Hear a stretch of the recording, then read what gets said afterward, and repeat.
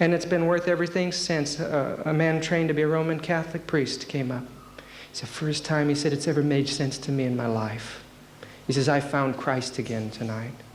And it reminded me of a great controversy, chapter 606, unveil the inroads of spiritualism, the rapid growth of papal power, the sins of Babylon. All these things will be unveiled. Thousands will hear these words that they've never heard before. They'll be steward to hear these words. Why? Because we've never given it before. There's a world out there waiting. But we went off the track somewhere, and I think I have an idea where that might be. Let me read a quotation from you from the Spirit of Prophecy. It may give you some idea.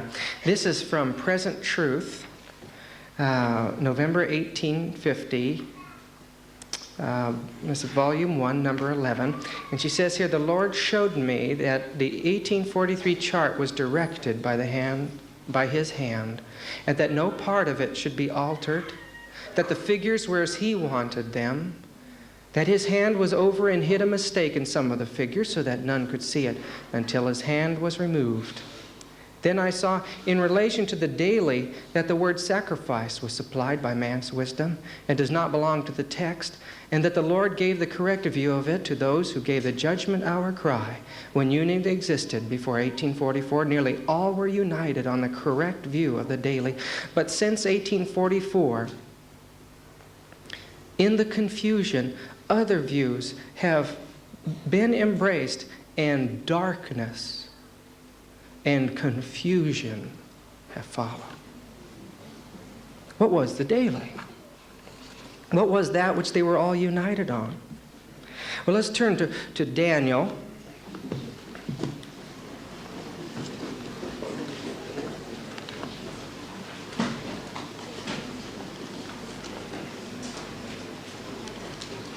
First, turn with me to Daniel chapter 7.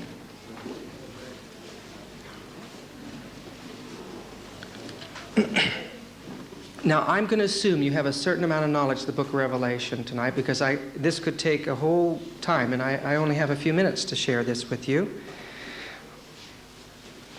Verse 9, Daniel 7, verse 9. I beheld the throne till thrones were cast down, and the Ancient of Days did sit. Now, move on down to verse 11. I beheld then, because of the voice of the great words which the horn spake. I beheld even till the beast was slain and his body destroyed and given to the burning flame. Now drop down to verse 13. I saw in the night vision, and behold, one like the Son of Man came with the clouds of heaven, and came to the Ancient of Days, and they brought him near before him, and there was dominion given to him. This is Jesus on clouds, but not coming to this earth. He's coming before the Ancient of Days, who's sitting in judgment. This is the investigative judgment, and that power that's brought before that tribunal is that little horned beast. That little horned beast is the apostate Christian world. That little horned beast is the power that is to be unmasked and destroyed in the investigative judgment. Now turn with me to Daniel chapter 8. Beginning in verse 8, it says, Therefore the he-goat waxed very great, the he-goat being Greece. And when he was strong, the great horn, or Alexander the Great, was broken, he died. And for it, and from it, came up 4 notable ones towards the 4 winds of heaven. So out of one of the winds of heaven, or one of the directions of the compass, there came forth a power from small beginnings, or in Hebrew, a little horn, which continued to grow in power, or waxed great. It moved southward, it moved eastward, and even moved towards God's holy land. It continued to grow in strength. It waxed great, even to God's church. And it persecuted them. It cast some of them down, some of the host, and even some of their spiritual leaders were cast to the ground and stamped upon by the wicked power of Rome. Yea, he exalted himself even against, or towards, Jesus. Jesus was nailed rudely to a cross by Roman soldiers. Then, referring to the little horn, it says about the Roman power, by him or from him, either way, the daily, the hatamid, or the continuance, that which continues. By him, the little horn or Rome, the daily, or that which continues, was taken away. The word taken away here is mistranslated. The word is the Hebrew word rum. And it means to, and I wrote it out so I wouldn't make any mistakes, okay? This is out of the Strong's translation, or the Strong's concordance. It says the word rum means to set up, to bring up, to be on high, to heave up, lift up, set up on, take up, rise, raise, exalt, give up. It means haughty or higher or hold up or lift up or mount up or offer up or promote. It means to take off, up, or away. It means to breed worms. Now, which one would you choose? The last one? No, how about second to the last one, take away? I would, and I'd take the first ones, which means to set up. It means to absorb. And so let's look at it again.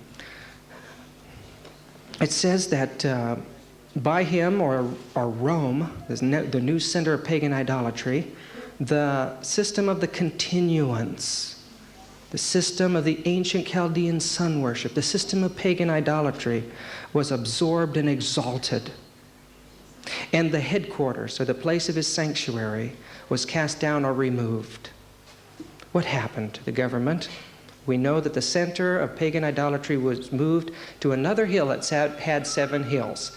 And that hill was Constantinople, named after Constantine.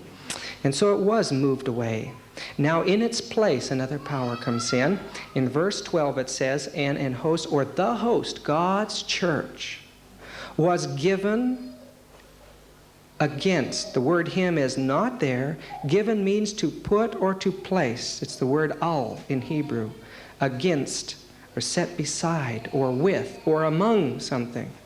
And you can find, I have a whole list of quotations that shows that here with this word against, they have taken the least of the meanings.